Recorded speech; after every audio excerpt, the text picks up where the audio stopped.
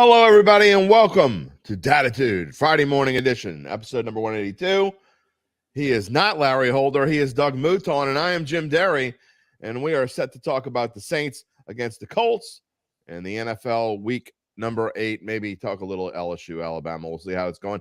Doug, how you doing, my friend? I am doing spectacular, Jim. Look, let me say this real quick. It's a couple of months in between doing this every time, and every time I do it, you take a little step up in sort of the lights and buzzers of the show. You get a little bit more technologically advanced every time I do the show. I hadn't seen that open before. That's a new one, man. I'm digging how you're growing in the podcast. You ought to see Larry do his little dance.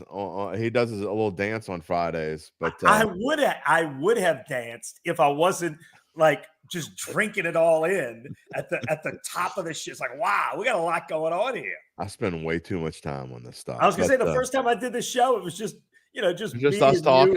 In the most basic Zoom. It wasn't even live. Exactly. It was a recording, and then I put it all together. See, it takes 182 episodes to really figure things out. I think. Well, I'm wondering what's going to happen the next time I'm on at episode. Stuff's going to blow up. It's going to be bow. Yeah, exactly. We're gonna blow up. We're gonna internally combust. All right, let's talk about football. By the way, anyone out there, if you want to comment or ask a question of Doug or I, just put it in the comments. If you're watching on YouTube, again, as it's Poppy did here, he's saying, "Let's go." We are gonna go. Or if you're watching on Facebook, either way, we will show them on the screen and answer them to the best that we can. All right, Saints and Colts. I asked a question up there in the headline, Doug, and I'll just get to it right off the bat. Is this a must-win for the Saints? I think, it's starting to feel a lot more and more each day like last year all over again. Yeah, no question. And look, I said that I do my 4 takeaways on Monday, and I said that on Monday.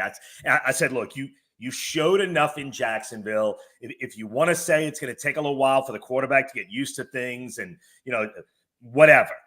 Now you've had that time. You've shown progress in the last game. You've had the little mini bye.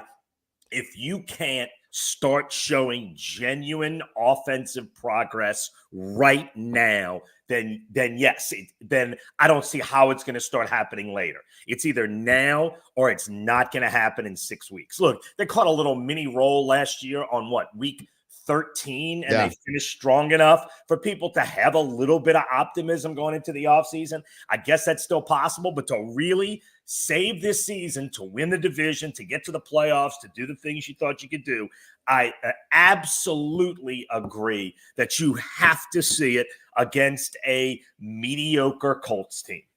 And, you talk about that optimism. I don't think there's going to be any cause for any optimism if this team doesn't make the playoffs this year. I don't care if they finish on a 4-game winning streak. If they don't make the playoffs and have a winning season, there is no optimism going into 2024. Agree 100%. But I do think for this moment, for today, for October 27th, you can still have hope because I think Jacksonville's a really good team. I think Jacksonville wins that division. I think Jacksonville's a playoff team. And I think Jacksonville's a team with a chance to make some noise in the playoffs. I really do. I love Doug Peterson. I love Trevor Lawrence. I love what they're doing there. And for that last quarter and a half, the Saints were at least as good as them and should have got to overtime and I think could have won that game. So right now you could say, look, I think maybe they found something. So I think we can get, but if you don't see it Sunday, whatever that is that I feel right now is a maybe. And look, I'm not sure about it, but maybe you're ready to go on a run. If you don't now, yes, then this season is going to be really hard to save. I like to, at this point of the season, I like to add up the rankings, your rankings on offense and defense. Whatever the number is, if you're less than your opponent, that means you're supposed to be better than your opponent. Sure. So you got 17-4 is 21. Colts are at 32. The Saints technically are better by ranking than they are the Colts, but yet this is a pick'em game. So it goes to show that, that 1-4 stretch that the Saints are on right now it has affected the minds of the odds makers. And it should. Look, and one number that almost evens those is that the Saints are at the bottom in red zone efficiency. The Colts are 12th in the NFL. The Colts have been pretty good, better than average when they get to the red zone. They're getting touchdowns. The Saints just aren't. Obviously, everybody who's watched the Saints game knows that. It's a little maddening how poor they've been. Although in the game against Jacksonville, in the second half, they were 2 for 3 in the red zone, and they should have hit 3 for 3. I don't want to beat up on Foster Moreau, but they should have been 3 for 3 in the red zone. So maybe there is something where they're starting to figure it out. Look, Jim, one thing I love about doing this show is there's no BS to you, right? Like there really isn't. There really isn't. No, it's one of the things I love. So if I'm going to come on here and pretend like I have some optimism, like you're going to hit me with like a BS meter. So I almost feel bad saying it, but I do feel like and you know me though, Jim, I am like sort of an eternal optimist, not a lot, but like I do try to find the good side of it. And I don't consider that a character flaw, but I do feel like right now you got a shot. And I really do believe that right now they've got a shot to look, you saw Tampa Bay last night. They are mediocre. Atlanta's not. They're not mediocre. They're not as good. They're terrible. Yeah, well, I don't know about terrible. They're not good. Terrible. They're not good. They're not good. They have They have some good receivers, but they have no running game. And Baker Mayfield is not good, and their offensive line is not good. I mean, look, the only competition in the division right now looks like Atlanta. Atlanta looks like a mediocre team. No, they're not bad. They're a 5. They're okay. Yes, they're okay. Look, not half the NFL, but probably 10 NFL teams, maybe a dozen, fit into that, 7 to 10 to 9 and 8. They're just mediocre. They're not bad. They're not a 2 and 15 team. They're all in that mediocre range. And the Saints should be a little better than mediocre. They should be. And if they don't show it this week, then I'm on board with you. I'm not quite on board with you yet. Dustin McCann wants somebody to ask Mickey Loomis or Dennis Allen where John Gruden is, or Breeze, special offensive analyst. Look, Drew Brees is not going to be an offensive analyst. Yeah. He's going to show up in the suite with his sons. Yeah. He's enjoying life with his sons playing flag football right now.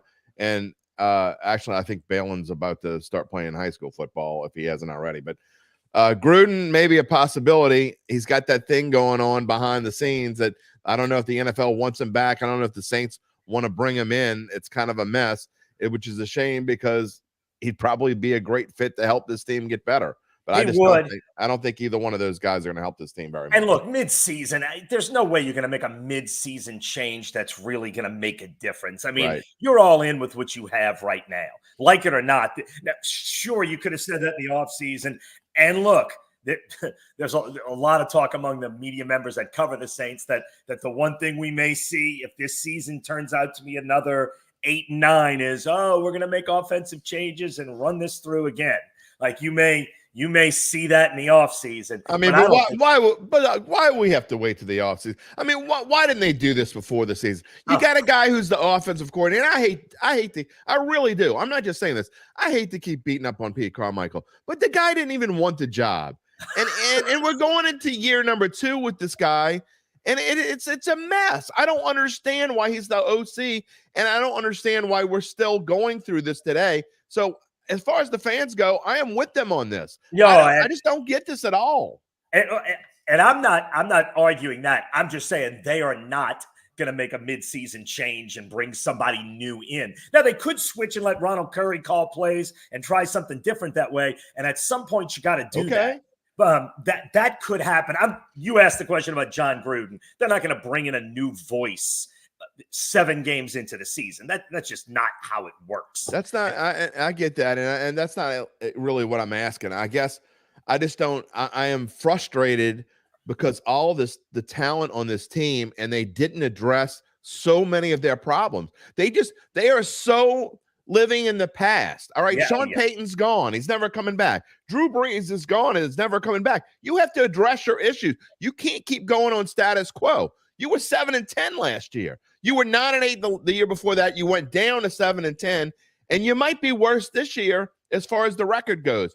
The talent's there, but you're not making the changes you need to make, and it is incredibly frustrating. Yeah, I get that. Although Look, I don't know if the talent is at what one of the things I'm coming to an understanding of 7 weeks in is that maybe the talent isn't as great Maybe on it isn't. offense as we thought it was. Look, they're 17th offensively. That's by yards, not by points. I think they're 21st in points. By yards, they're about an average NFL team. That might be where the talent truly is, about average offensively. Well, and that's a little misleading as well, because you see the number of 12th passing. It's 12th and 17th because Derek Carr basically has had 2 solid weeks. You can diss on Derek Carr all you want. And my numbers will go down as soon as I start talking about Derek Carr. There they go. They're dropping. I don't want to hear him talking good about Derek Carr. I hate Derek Carr. There they go. They're dropping again. The point is that Derek Carr's had 2 weeks in a row where he's thrown for over 300 yards. I'm not sure what else you want him to do. Yeah. Well, okay, look, man, there's so much packed in all this. Yeah, there really is. I will say this, and it's part of the reason I think for when I say optimism, I mean limited optimism. I'm not saying, and this team in no way looks like a Super Bowl team, and we know what Super Bowl teams look like, and this does not look like one. But the reason why I think they can catch a roll is, look, in that last quarter and a half, the one thing that they did that I like the most, and not just going up tempo, which is with Derek Carr, that's the way he plays, and it allowed him to get to his stuff quicker, is that they started limiting all those ridiculous numbers of personnel groupings where you've got 5 skilled players coming in every play, and you never seem to catch any kind of a rhythm. There's never what are we trying to do? It's something completely different every play. And when they went up tempo in that last quarter and a half, they started limiting all that, and they went right to what they were doing. You actually saw more of Alvin Kamara, and right now, you know what? Poor guy, if he has to get it 30 times a game, I'd give 31 last week. He was targeted. Yeah, if you're going to do that, do it, because that's your best hope right now. And things got better when it got simpler. I think the Saints for the last 2 years have certainly needlessly overcomplicated the offense. Look, I don't think we're seeing anything new that we didn't see 3 years ago with Sean Payton, and there was never a time we weren't constantly seeing new with Sean Payton. So we're not seeing anything new, but what we do need to see is less of the ridiculous overcomplication. And we did see that in that last quarter and a half, and I'm hoping they found something and they can use that. I'm giving them the benefit of the doubt for this 1 week, but I think your question at the top is right. If we see a mediocre offense that can't score in the red zone, that has 12 points at, going into the fourth quarter, then it's time to punt. Doug, I like the optimism. I really do, because I agree with you. And look, my intro of the song of my show, whatever you want to say, Phil Anselmo says it. I say it, I tell it the way that it is, or at least the way that I think that it is. And I honestly think this team has potential. Well, certainly do defensively. I mean, look, they're getting no help from the offense. No. For most of it, and they're 4th in the NFL in total D. I mean, they're doing so many things right defensively. And I'll tell you, last year in Philadelphia, without question, their single best defensive game when they played Gardner Minshew. They had him so out of sorts in this game. And I know it's a completely different team, but it is the same quarterback. I like the Saints' chances against that quarterback. I like them with the extra few days. I like them. Look, there's no way the team doesn't know exactly what we're saying. 100%. About where they are. And this is, we're at the cliff right now. You go to 3-5, you lose to this Colts team that is in 100% rebuild mode with a backup quarterback. The time is right this minute. So I agree wholeheartedly. We're having this talk before. Next week, you're either going to say, you're either going to be doing this with Larry saying, you know what, I think we're back in this thing, and they really will be, or you're saying, all right, let's start looking at the draft. We got some comments. We got some questions. Lloyd, I assume he's talking about Derek Carr, because this comment came after me talking about Derek Carr, and the numbers, every time I say Derek Carr, the numbers just drop. He wants him to pack his crap and leave. Well, guess what, Lloyd? He's by far the best you've got, and it's not going to happen anyway, because the Saints, they can't do anything with Derek Carr until after next year. Yeah, so he is the Saints. He is guaranteed to be the Saints starting quarterback unless he gets hurt, falls off of a cliff, or does like 5 times worse than he's doing now. Right. then you got Derek Carr, whether you like it or not. Right. David Mobley says Saints fans act like spoiled brats. You know what, David? I can't disagree with you. I really can't. People are so spoiled about where this team used to be. It's insane. This is not the same team. It's not going to be. Right. We'll talk about where they're going maybe a little bit. William Lopez, he's got a question. Trade deadline is Tuesday. You think the Saints will be buyers, sellers, or stand pat? This isn't baseball, Doug Mouton. No, but actually it's a lot more trading than there used to be. I'll say this, they are 100% not sellers. I'm not saying they should be I agree. Shouldn't be. I'm saying there's no way on earth they're sellers because look, Dennis Allen knows where this team is. He's trying to keep his job. The last thing they're going to do. Agreed. And look, Mickey Loomis and the organization, they love Dennis Allen. I think at also some point agree. They do not want Dennis Allen to fail. They do not want to have to fire Dennis Allen. There's no way they're selling. Couldn't agree more. So could they buy if something came cheap? Absolutely. I don't think so, but it would not surprise me a bit if something was out there, if some team was having a fire sale, the Saints would buy. I would say more likely to stand pat. Just because you did say it, Jim, there aren't a ton of trades at the NFL trade deadline. It is not baseball, but there are more than there used to be, and it's possible. But I would put 75% stand pat, 25% buyers, 0% sellers. I would say 85% stand pat, 15% buy, 0% seller. I just don't see this team making any moves. If they do, they can find a way to get an offensive lineman. The problem is everybody wants an offensive lineman right now. That's exactly what I was thinking. Right. I mean, so the possibility of getting an offensive lineman, what are you going to have to give up? They're more expensive than other positions. You're just probably not going to do it. Ginger says she's a Colts fan. She loves to hear other teams' perspectives. I would say this. The feeling in Indianapolis is probably a lot different than the feeling in New Orleans.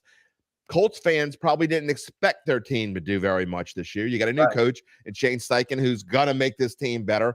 You got a quarterback who's injured, Anthony Richardson. I am not a fan of Anthony Richardson, but a lot of Colts fans probably are. He did some good things when he played. He showed some flashes. I think the Colts are going to be a fun team next year or the year after that.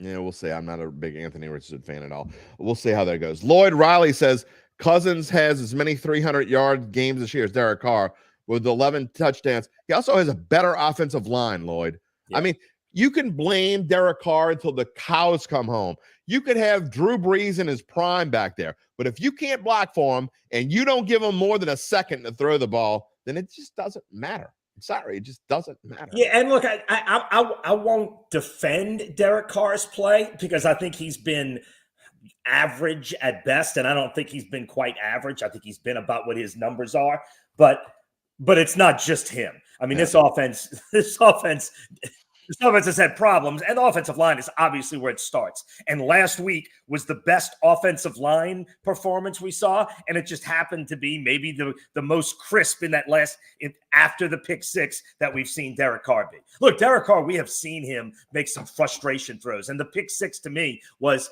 nothing was working. The receivers were getting zero separation. That was the one thing. A friend of mine who sits in the loge in the end zone texted me, not one receiver has been open by 1 yard yet this game. And I wrote him back. I said, I see the exact same thing. And then when it got faster and he started getting some open receivers. But man, the pick six just looked like he just said, oh, screw this. And he just threw it right into coverage because he had nowhere to go.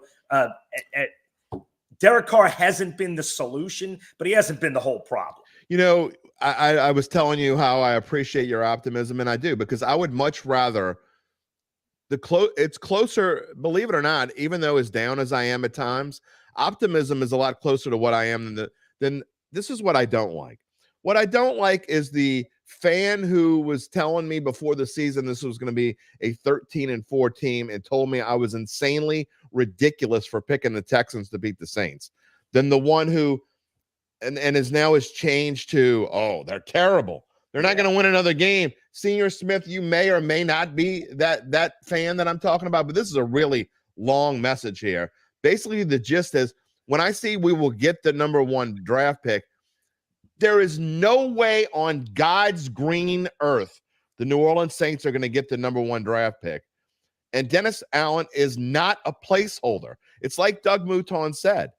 They love Dennis Allen. The Saints, the Bensons love Dennis Allen. Mickey Loomis loves Dennis Allen. And you may not love Dennis Allen, but I'm telling you right now, even Doug's leaving. Oh, no, they don't want to hear this, but this is the truth. I think unless the Saints, and I've said this before, unless the Saints really, really, really stink the rest of the way, I'm talking about even worse. They go 7-10. I don't think Dennis Allen's getting fired. Yeah. Pete Carmichael may lose his job, but this team has to really stink for Dennis Allen to get fired.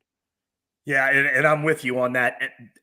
I think if they win 7 or more, Dennis Allen's back. And 100%. I think the Saints are certainly good enough on defense to get the first pick that there's no way they're going to lose out. They're going to win games because they're going to get a defensive performance that's so good. The Saints are not a bad team by NFL standards. They're not among the 4 or 5 bad teams.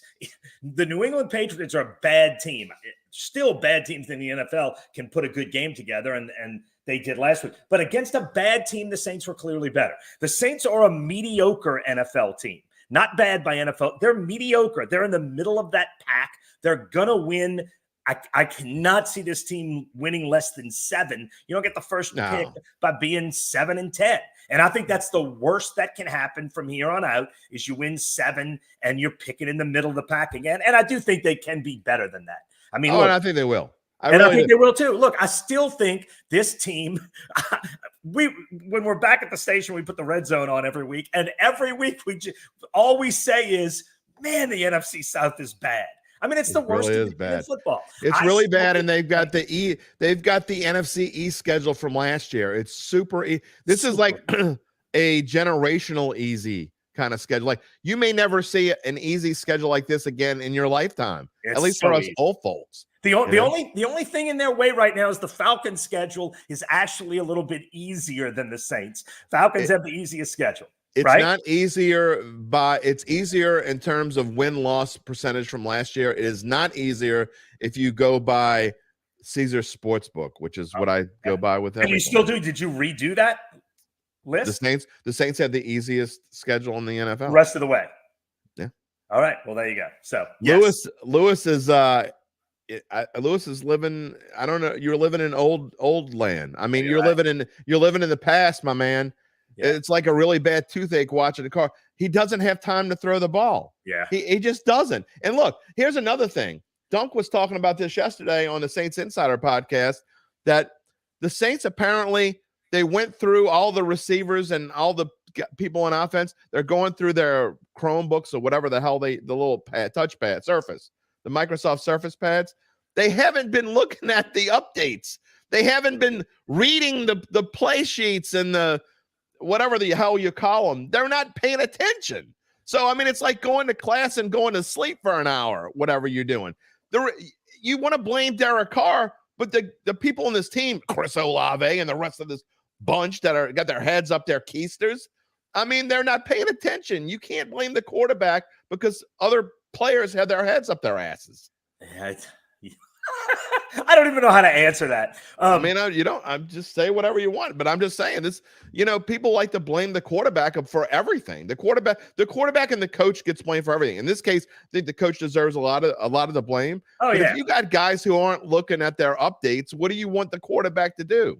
Look, I will say, I think you're maybe what's coming off, what I'm hearing from you might be defending Derek Carr 100% too much. And I get that. Derek Carr hasn't been good, and he hasn't elevated this team the way you hoped he would. He's been okay at best. Again, his best quarter and a half of the year was the last quarter and a half that we saw, and I'm hoping they have figured something out. Don't disagree with that. Forward. But Derek Carr hasn't been the answer. He certainly hasn't been all of the problem, or even most of the problem. Most of the problem's been the offensive line, which got much better in this last game. They were better on the interior, and you saw Derek Carr have his best game. So let's see what happens. I do think this week is huge for determining where we go from here. All right, we're moving on from the negative portion of the show, and we're going to be at least neutral going forward. Ginger, the Colts fan, is saying the Saints are in our favor. What does that say about the Colts? Well, are they favored? I thought it was and actually, it's not. This line is so crazy. It's so hard to predict this game. And I'm not sure why big money came in on the Saints, but it did, because the Colts earlier in the week were -1. Yeah, it went to Saints +1 for about a day, and it's literally moved back and forth between. It's right on the edge of Saints being favored and Saints being pick 'em right now. Even though this is Pickett, the Saints are -115, the Colts are -105, which means it's right on the borderline of going to Saints -1 again. So the Saints are slightly favored. In the grand scheme of things, it's Pickett. But what would you say about, how do you break this game down? It's so unpredictable. I said earlier in the week, this might literally be the toughest game of the entire NFL season through 8 weeks to even kind of predict.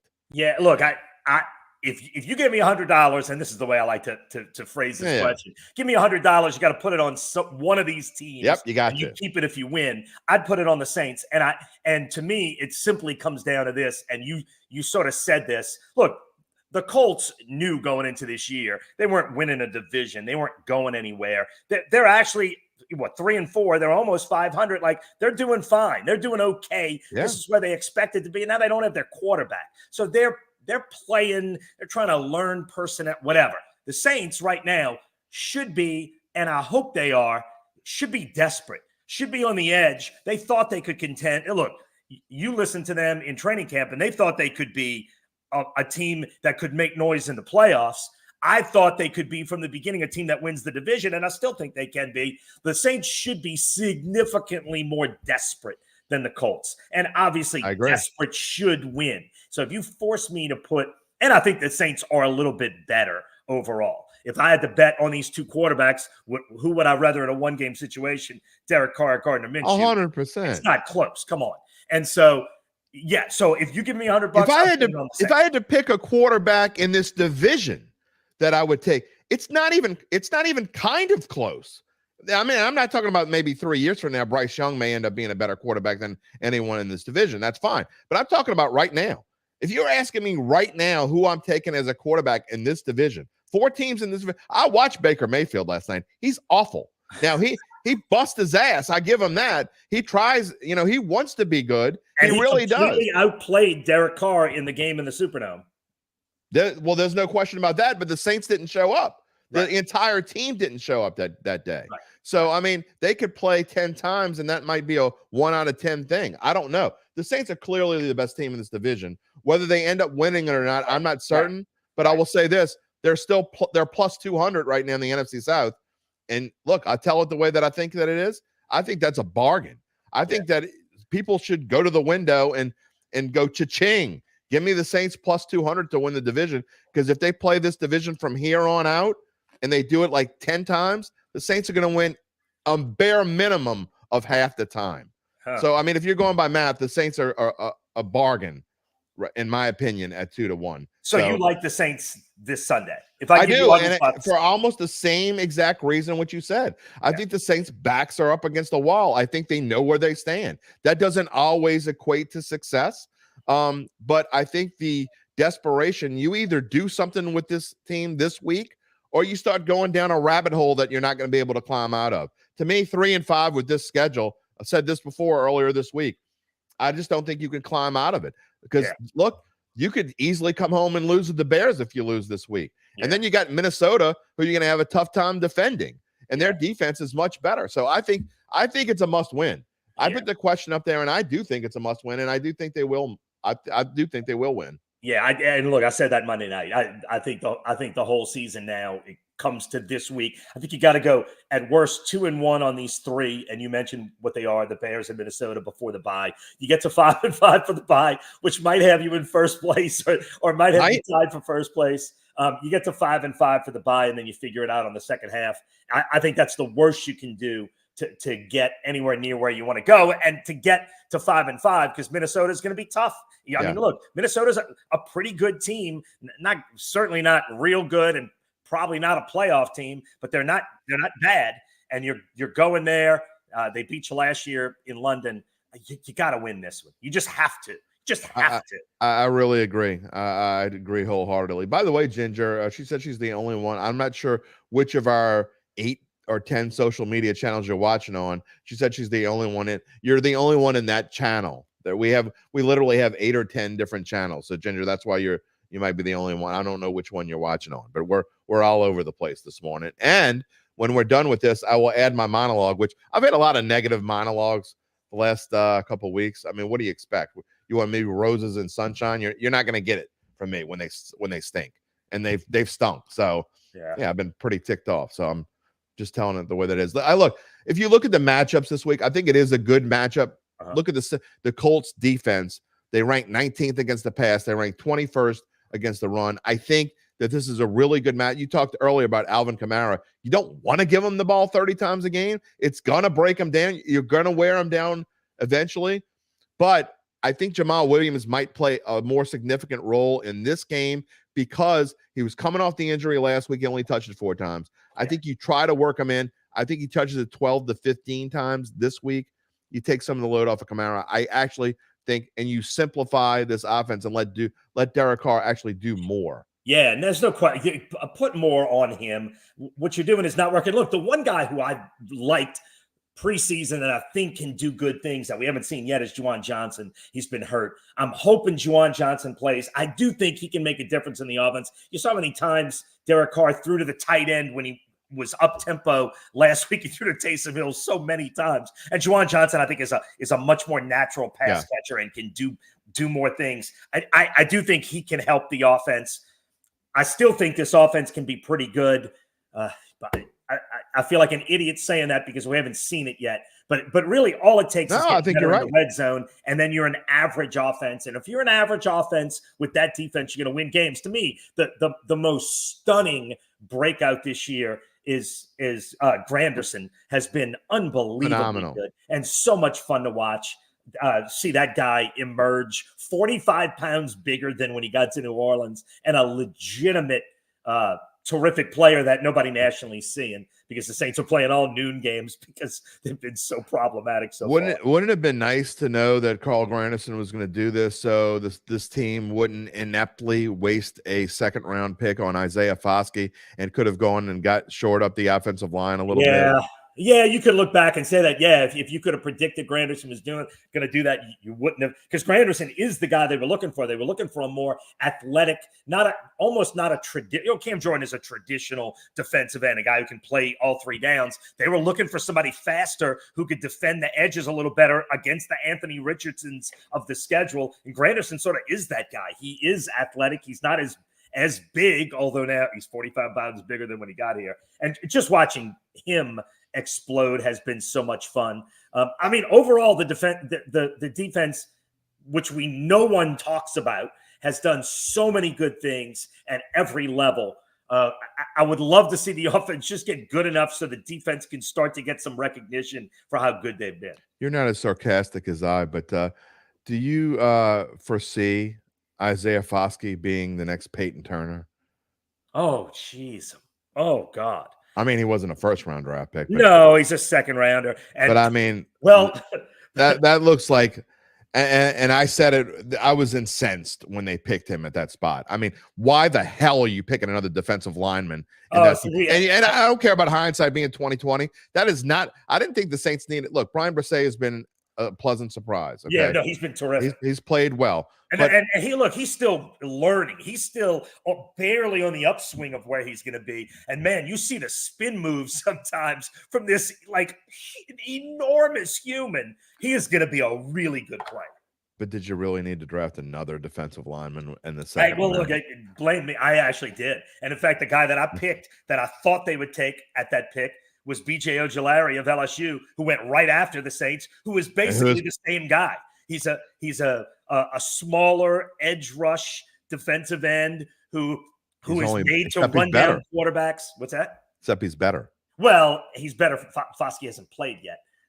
There's a reason for that. Because Granderson's been so good. That's not the only reason why he hasn't played. Yeah.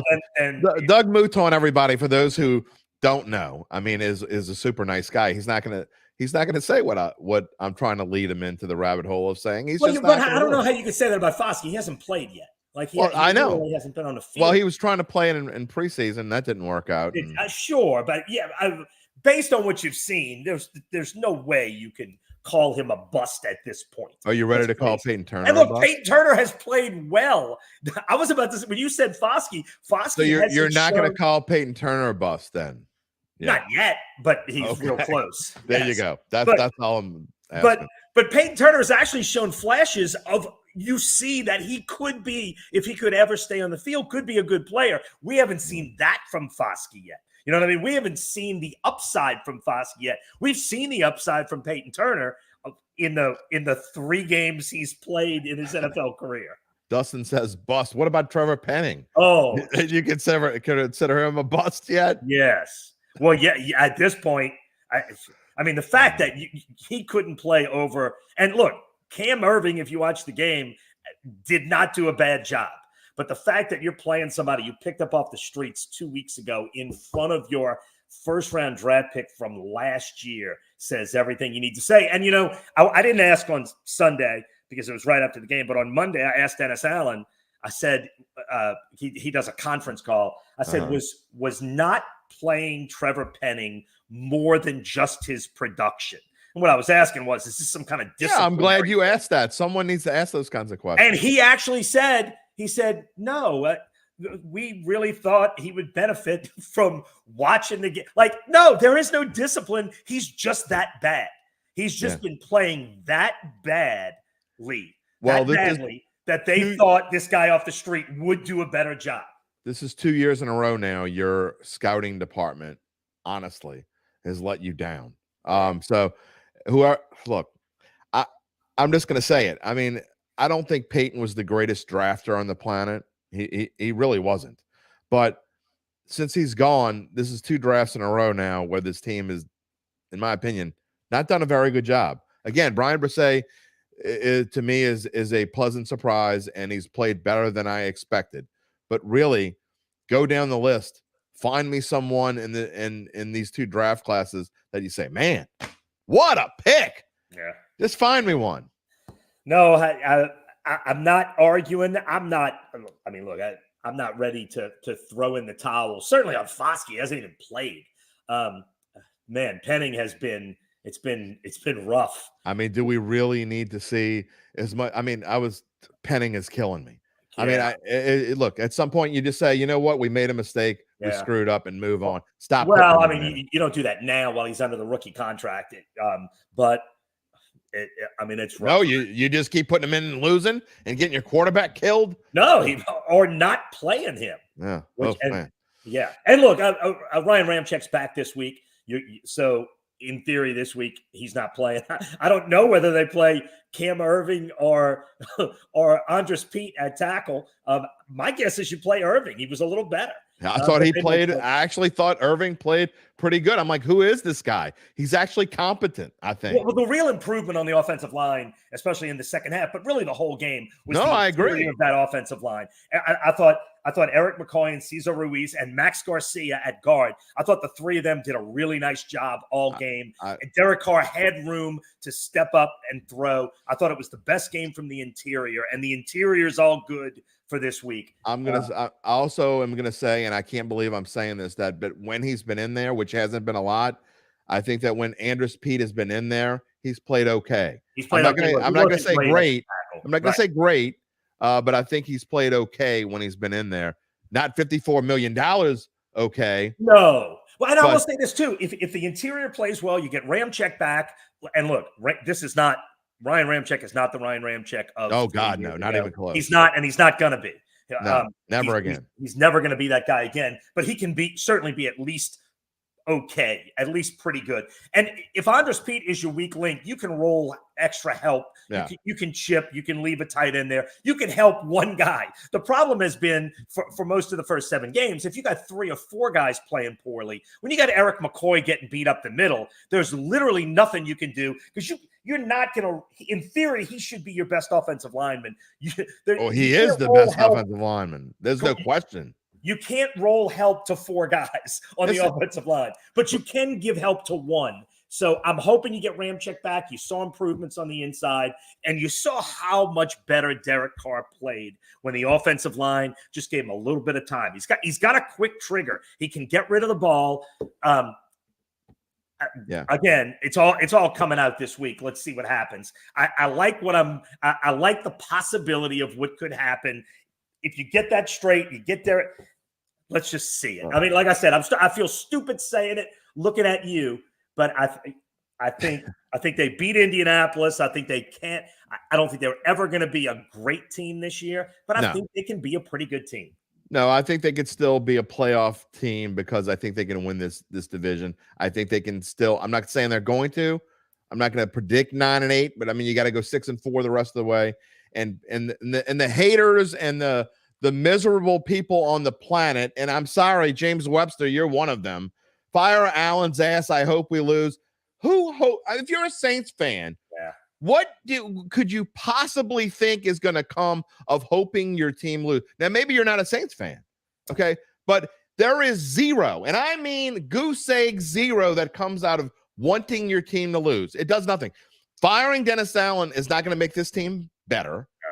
I have friends of mine texting me getting every a high week, draft pick. Fire this guy right now. I get that text from friends of mine who are season ticket holders. Season tickets are so expensive. It's mind-boggling. It's so expensive. I have friends of mine who pay thousands of dollars a year for season tickets, and I'm getting fire him now. And I know it's just out of frustration. Not going to happen. I get that, but I always rationally text back. How does firing him now help this team this season? Like, then you want to go 3-14? Like, right. Is that good? Does that help? Sure, you got a higher draft pick, but do you want the misery of watching them lose every week? I'm delusional, and your, by the way, is U apostrophe RE. Yeah, my wife kills me on those. She's an English teacher, and and I'm telling it the way that it is. I mean, firing Dennis Allen does. At this point, right now, zero. And I mean zero. Look, it doesn't matter whether you think that. There is zero chances in 100. Right, exactly. That's kind of my point. There is zero chances that happens. I keep telling about something that's not even in the tiniest way in the realm of possibility. I'm trying to deal in realities. 100%. It has no chance of happening. Dennis Allen being fired before the end, the Saints would have to literally, and I'm not exaggerating, for Dennis Allen to be fired in season, the Saints, and I don't even think it's possible at all. Like, I think even if they lost the rest of their games, I don't think he would be fired in season. The only way it would happen is if there was the only way it could happen is if they completely went, lost out, and there was some off the field scandal that you had to fire him for. And look, I don't know what you're talking about, James, because I think it's very possible the Saints end 7-10. Oh no, that is very possible. I don't know what you're listening to of what I said. Yeah, I'm not sure what you said. That what I said that makes you think that I think anything different. No. I think it's possible the Saints could be 7-10. I think it's probably more possible that they win the division because this division sucks, not because the Saints are good. It's not because I think the Saints are good. And I've said this, and look, I'm not going to lie. I thought they'd be a little better than this to start the year, but the Saints are an average team. That's what I have been saying. The Saints are rankings tell you they are. I would call that in the realm of average. 100%. Anything from 7-10 to 9-8, I would call in the realm of an average Absolutely. team. And I just mean mathematically average. Right. I don't mean eyeball average. I don't mean whatever your standard of excellence average. Correct. I mean mathematically average. That and look, a dozen teams in the NFL, maybe more, are going to finish between 7-10 and 9-8. They're all going to be average. You're going to have a few elite, you're going to have a few terrible, and you're going to have a lot of average. Tyler, here's what I've been saying, and this is spot on. If Allen has any sense, he'll dump Carmichael. He's not going to do it, but I agree with you 100% because his job will be at stake. So I've been saying that. No, what's going to happen in the offseason. But Dennis Allen. If it's up to Dennis Allen, I don't even know if it's up to Dennis Allen because I'm not sure if it's up to Dennis Allen. Yeah. Well, look, I mean, playing this thing out. If they finish in the middle of the packs, 7-10, 8-9, and don't win the division, then yes, in the offseason, they make an offensive change and they run it back through again. That to me is a huge possibility. I also agree with Dustin. Firing the coach midseason is dumb. It doesn't do anything for you. It does. I mean, and look, I'll say this too. The guy's had a less than a year and a half on the job. Like, whether you believe this or not, he deserves the right to let this season play out. And I mean, you really want to hire a head coach and give him a 1 year or a year and a month? Like, come on. That's in no way to build a franchise. You hire the guy, you give him a shot. Then when he doesn't succeed, then you fire him. But firing him 6 games into year 2 is crazy. Then you want to change coaches every year and a half? That's ridiculous. Terrence wants to know, do I think Ronald Curry will? I think he means what he means to be a good play caller.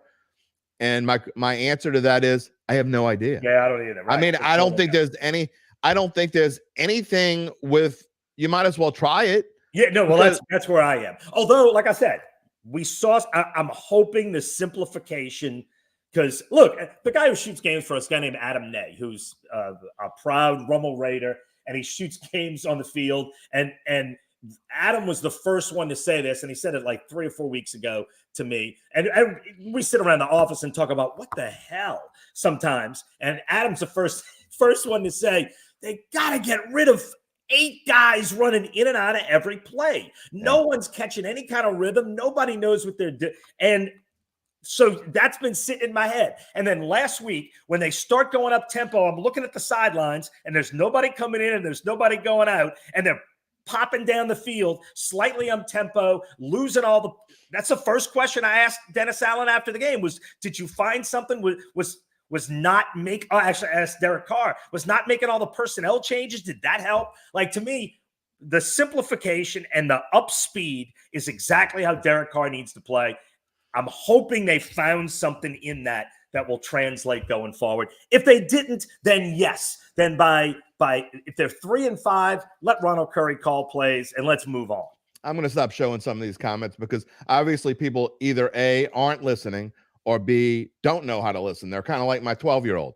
I mean, so I don't know if my 12-year-old is at school typing in comments and using a pseudo name, which is certainly possible, I guess, but you're not listening, or you don't know how to listen to what I'm saying. And you're wasting your breath and your keystrokes because I don't know how to say it any differently. I'm not saying whether the Saints should or shouldn't fire Dennis Allen. Right. I'm saying they're not going to fire Dennis Allen. You are wasting your breath and you're pissing me off. So I'm moving on. Wow. I'm moving on. No, you're not. You're not. No. I don't care. I mean, I'm off today. It's a good day. I got all kinds of stuff planned. I'm just going to say I mean, people don't listen. Not listening just pisses me off. I mean, why did you come to the show if you're not going to listen? I mean, it's fine. I mean, if you can't pay attention, I get it. You had trouble in school. You can't spell U''re. I get that. It's okay. We'll just move on. All right, let's talk a little bit. I want to move on to the NFL for just a minute. Okay. I'm going to finish the show and get your thoughts on LSU Alabama. I did not make a slide for that, but I did make a slide for what I think are the top games of the week. And I think these are all relevant. And what are they saying in San Francisco? They lost 2 games in a row. Are they saying they should fire Kyle Shanahan? You think? No, they're not. Are they saying, I don't know, let's go to another team. Are they saying in LA they're like 3-4, they're limping along, should they fire Sean McVay? Yeah, no. And Sean McVay feels like he's been around forever. He's still the youngest coach in the NFL. I mean, maybe they should fire him. Yeah. I mean, I mean, last year they were terrible, and all they did was win a Super Bowl. I mean, he's not doing anything now. At what point do you just get sick of a coach? I mean, Mike McCarthy, Cowboys fans hate him. He went 12-5 2 years in a row. But people asked for Mike McCarthy to be fired. That shows the how realistic fans are. Well, clearly in Dallas is without question the most delusional fan base. If it's not they perpetually think they're better than they are. But that's okay. Look, the first game, I certainly like Dallas. I think Dallas is a more talented team than the Rams. 6-point favorite. Do you like them giving 6? Yeah, I would. I mean, look, I'd always bet on the better team, and I think that you don't. You've been sneaking. No. The Rams from the No. I think the Rams have done better than most people expected this year. Although you expected it, but I did. I know. You said it on my show. I will say this, though. I will say that Dallas is underrated. I know that they have not been able to win in the playoffs, and they have had their struggles, obviously, this year. but they have won 10 games in a row at home, and most of them have not been close. Yeah. I'm with you, so I'm playing devil's advocate. I think the Cowboys actually roll here. I think Dallas is a good team. I don't think they're an elite team. I think they're a good team. I think the Rams are like half of the NFL, including the Saints, a mediocre team. Yeah, I would go Dallas. Look, the middle one I find intriguing because I think they're both mediocre teams. Yes. If I had to bet, I'd bet on Kirk Cousins. I'd take the Vikings. Look, they look pretty good against San Francisco. I think they can put it together. Jordan Love has, other than against the Saints for one quarter, has not done a lot of good things. I'd bet Minnesota if I had to, although I can't say I particularly like either one of those teams. I would tell you that I like the under. I think Minnesota's defense has been playing a lot better. Jordan Love has had his struggles. There's no question. What was he the right choice? I don't know. It's only 7 games into the season. It's a little tough to say that already.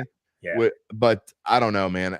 I think the Vikings are a much better team than their record indicates. I agree with you. I think, but playing on the road at Lambeau is always tough. And I think there's rain in the forecast at Lambeau. In fact, they're talking about potential Sunday night after the game's over, rain turn into snow. So it's going to be miserable. It's going to be like 39, 40 degrees and rainy at Lambeau Field. I think that's an interesting game. Might be a fun one to watch. Yeah. You wouldn't want to be there, but it might be fun to watch. Yeah, those are always fun to watch. Yeah, I'd go Minnesota on that one. Look, I love San Francisco. I know they've hit a couple of hurdles. I don't love Brock Purdy, and I haven't. Well, he's on concussion protocol. Can San Francisco cover this spread with Sam Darnold in there? Yes, man, I love everything San Francisco does. I'd just stay away from that one. Yeah. I mean, I have no idea what Sam Darnold's going to do over there. I actually love San Francisco in this game. How so? Because you know me, I go against whatever the public thinks, and the public is running to the window. Well, I'm not sure Sam Darnold is much of a drop down from Brock Purdy. I don't see how that's a huge step down. I'm definitely not as high on Brock Purdy as the rest of the world is. Christian McCaffrey's just fine. And right. And Brandon Ayuk is just fine, even though Debo's a little banged up. So talented, and I love what they do. If the Saints had San Francisco's offensive line, this would be a completely different kind of season. They don't. William, thanks for the defense. Spot on. I appreciate that. And look, you don't have to agree with me on this show. That's not what I'm asking people to do. If you're a Saints fan, and especially if you're somebody paying money to go to games, you have every right to expect better than what they've been. You have every right to be frustrated. Wholeheartedly. I mean, wholeheartedly agree. You know, being like a good fan doesn't mean you think they're great, even when they're terrible. You can be realistic. You can have an open mind and say, "Man, this is terrible. I wish we were better." But what does tend to happen? And look, we had a 10-year run where Super Bowl was the expectations. That just can't be the expectation right now. We're going to have to move on. And look, I was just the opposite growing up. The Saints were horrible for my entire childhood. And when Jim Morris started making the team better, it took me a few years to stop going, "Oh, they're just terrible." It's like, no, wait, actually, they're pretty good. It took me, I expected them. Remember the ugly win? Remember when people get pissed off about ugly wins? For my whole, in my adolescence and into college, it's like, wait a second, they really can win. That took me so long to adjust to. And I think right now, as a fan base, we're adjusting to the fact that we're not better than everyone else. Every loss isn't an upset. The Saints are a mediocre team, and we have to accept that as a city, because that's where we are. Another spot on comment. See, I agree. Disagreement is healthy. I 100% agree. Look, please, if you disagree with me, fine, say it. I'm going to show it, and I'll tell you I disagree. But you're only a squirrel if you're just saying things that are silly and continuously bringing up things that won't happen. What won't happen is silly. What won't happen is Dennis Allen will not be fired. He won't be Pete fired. Carmichael will not be fired. Those things will not happen. What might happen is you could have a change in play caller, and a change in the play caller I think that absolutely will happen if we don't see improvement, maybe even this week, but certainly by the time of the bye. I think that absolutely could happen. And could it make a difference? Absolutely. Will it make a difference? Nobody knows. Goes back to the question of, Yeah, exactly. What Doug just said. I mean, we don't know. I mean, I got asked earlier. I think it was Terrence Yu that asked the question: would Ronald Curry as a play caller make a difference? And the fact that we don't know, my answer is I don't think it could get much worse. Well, that's for sure. I mean, I guess theoretically anything can get worse, but I'd like to see it. I'd like to see what would happen. Terrence, again, spot on. Jake Hayner's not going to play. Oh, jeez, no. Oh, God. Jake Hayner is not going to play. No, they're not benching Derek Carr. I mean, if he gets hurt, I mean, I guess he would have to throw 4 interceptions a game, but you're not investing $150 million. And I know it's only 2 years guaranteed. All right. But you're not investing that kind of money. You're not benching Derek Carr. I didn't say things probably as eloquent. See, I can't. No, you really did. You didn't pronounce him either. Man, I can't even pronounce eloquent. Eloquently as I would have liked. I'm a New Orleanian. I'm a Yat. I'm from the West Bank. I have a hard time saying words like eloquent. Okay, all right, we're going to talk about eloquent for 1 minute. Yeah, well, no, we are. That's what I'm saying. Trying to get to. I appreciate all these comments, and I'll keep showing them. But we've only got a couple minutes left. Doug did not expect to be on this show for an hour, probably. And I do want to touch on LSU, Alabama. Both teams have a week off this week. I think, and I really believe this, if LSU can find a way to win this game, Jaden Daniels has got to be the Heisman Trophy winner. If look, I have a Heisman Trophy vote. And now, granted, there's a few thousand of us that have a vote. So it's not like my vote is super important. And he is absolutely on the ballot. And this is his game. Look, to me, this is where you win or lose Heisman trophies is in games like this. He's got a chance. I love this game for so many reasons, the LSU-Alabama game, but mostly because of the mystery. And LSU is going to have to find a way to stop Alabama sometimes. They don't have to stop him every time because I think Jaden Daniels and that LSU offense is going to score some points. They got to figure out – we haven't seen them stop what I would consider a good offense yet. They have to figure out a way to stop somebody. Can they? I hope so. Maybe. I don't know. We haven't seen them do it yet, but there's so much intrigue in this game. I want to see Jaden Daniels on this stage. Look, the year Joe Burrow had was unbelievable at like a whole different level. But Jaden Daniels is having the closest thing I've ever seen. He also had Justin Jefferson, Jamar Chase, and I mean, Terrace Marshall was the third receiver. Right. I mean, come on. Yeah, no, it's spectacular. Tyler's spot on here. I think Milroe's improved deep ball is what scares me. I agree. I think what LSU is going to have to do is put a spy. I put Harold Perkins on Milroe and have him spy Milroe because he can run a little bit. No, and then you're going to have to play a cover 2 back there. He's done so many good things. And look, LSU may give up 35 points, and that may be good if you can only give up 35. Right. Jaden Daniels is going to have to be as good as he's ever been, and you're going to have to score a bunch of points. I absolutely give LSU a fighter's chance, although I don't know if they can stop anyone. That's why I love this game. I think it's so intriguing. I give them more than a fighter's chance. I said in August I thought they would win the game. I think they're the better team. I thought they were the better team then. I think they're the better team now. Alabama's probably a little bit better than I thought they would be, which is not that great. But I think LSU is a better team. I know their defense has stunk and not been able to stop the deep pass, and it does worry me. That secondary has been rough. It's been bad. I agree. Rough. But I think they're going to play better than they have been played. But, man, LSU's piling up like 550 yards a game. And watching, and the breakout guy that I didn't expect was Brian Thomas. Brian Thomas has been unbelievably good. Incredible. And Malik Neighbors, I wouldn't trade for any receiver in America. And then what Brian Thomas has done has been that LSU offense has been so good. And Logan Diggs, look, we expect Logan Diggs. Proud Rummel Raider has been. I was waiting for that to come. I'm not a Rummel guy, but look, Logan Diggs. You keep throwing out the Rummel Raider references. That's the second one in this. That's the second one. I know, right? Yeah. Logan Diggs has been so good and added so much to that offense. Look, I love what LSU has done offensively. Defense, they pitched a shutout against Army. Alabama's not Army. I can't wait.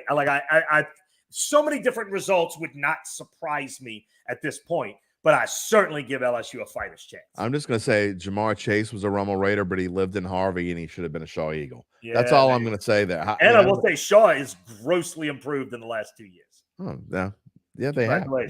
And it's been fun calling their games this year. All right.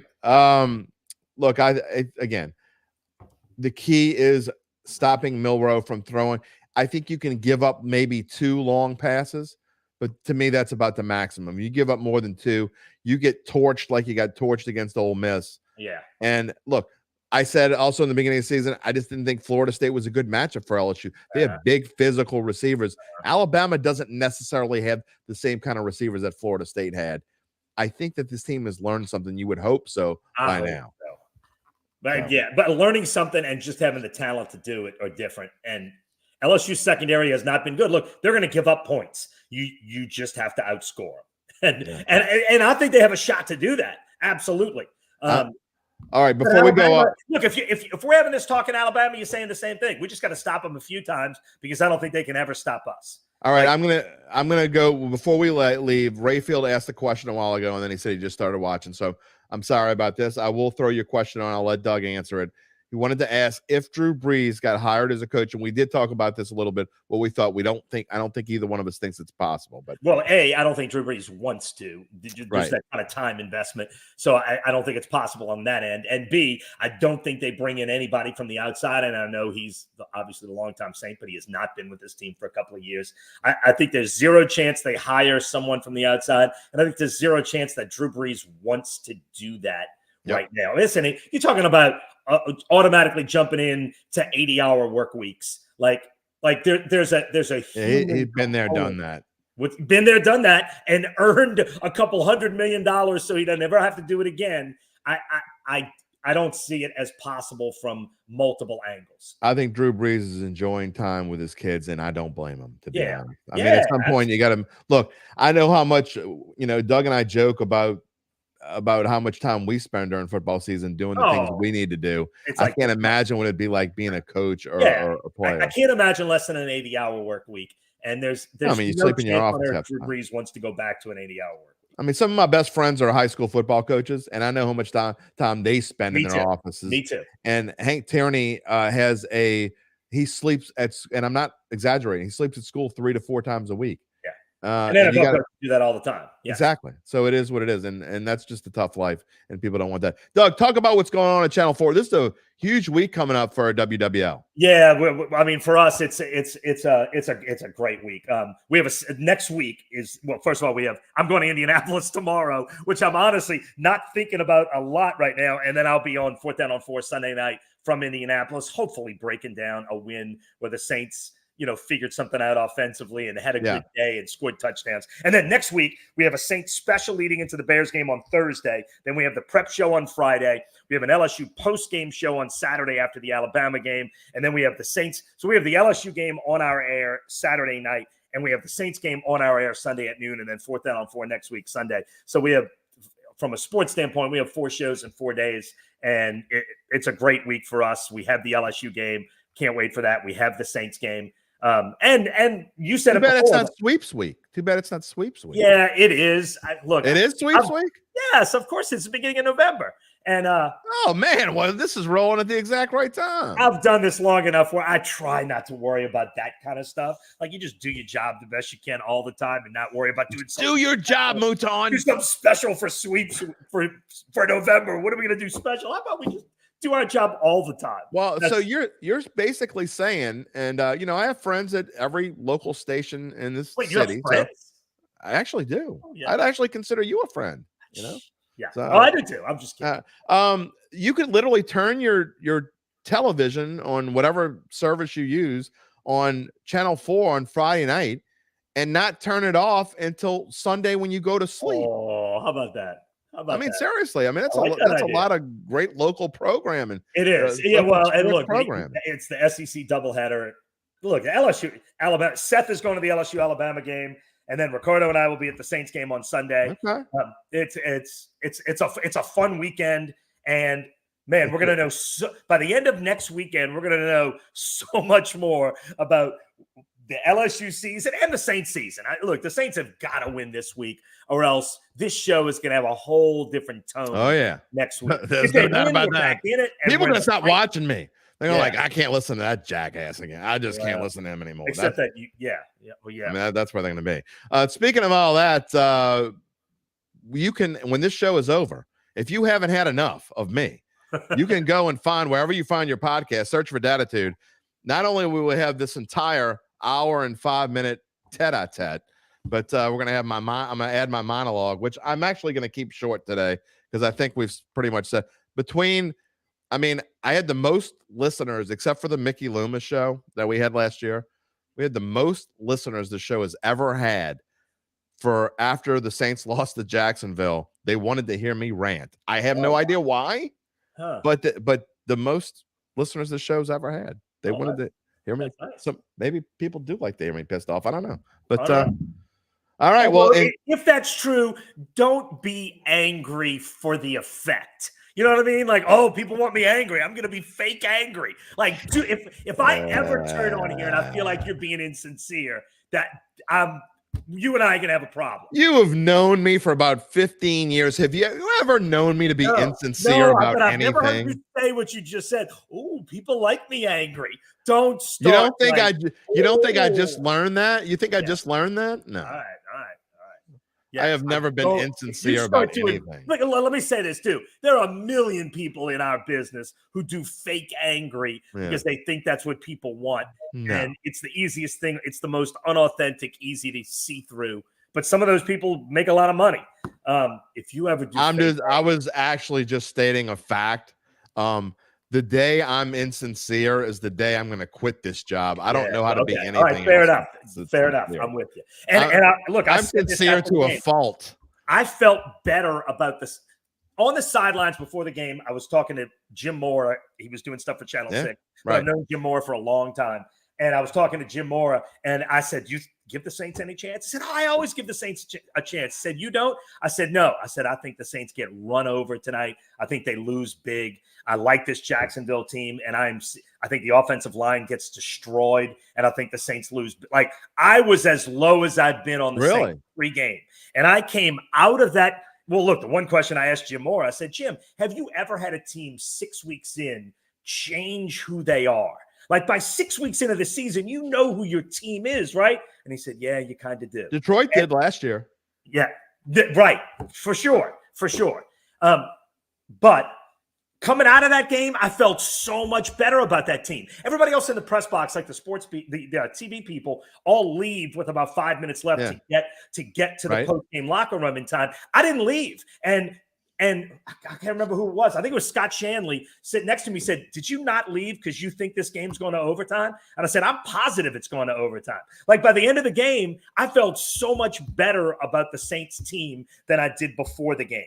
And again, I was as low as I've been in a couple of years before the game. After the game, I feel like, you know what? I think they did find something. I think they can be pretty good. Again, I think we got to see it right now. But that's where I am heading. The frustration comes in not on that they had a chance to win the game. The frustration, no question. Frustration comes in that they keep squandering chances and keep playing lower than their ability. I get that. But what I felt better about, they should do. I felt better about what they did, and I also felt better. Look, the way I look at it is it's a 17-game season, and you might have to win 9 to win this division. Yes, you should have won that. You should have tied it up. Should have gone to overtime. You had all the momentum. Yes, but they're going to have plenty more chances. And what I saw was a team that played better. And if you can play at that level, you're going to win. We always need Doug Mouton after a loss. And we may look back on this. And I'm not saying we will or we won't. But I'm saying we may look back on this show and this week and say this was the lowest of the low for the Saints in 2023. And they turned it around and got better. I think it's possible. I'm not blindly thinking it's possible. I'm not thinking it's possible because I want that to be true. I'm thinking it's possible because of what I actually saw on the field in the last quarter and a half. And not only that, the defense too. They gave up 226 yards, I think it was, in the first half. They gave up 104 in the second half. Like, they got much better. They figured stuff out.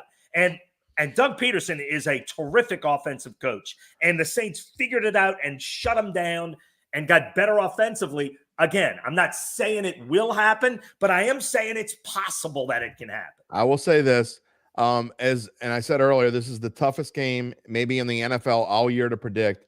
I think you can watch this first quarter, and if you so choose, could go on a Caesars Sportsbook. You will know, if you really watch this game, you will know after one quarter of play whether the Saints are going to win or lose.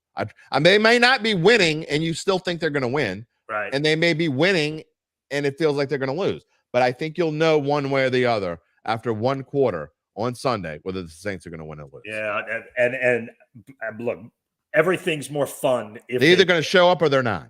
Right. I guess is my point. Well, or they're going to learn from what went right, or they're not. Yeah, and we'll find out on Sunday.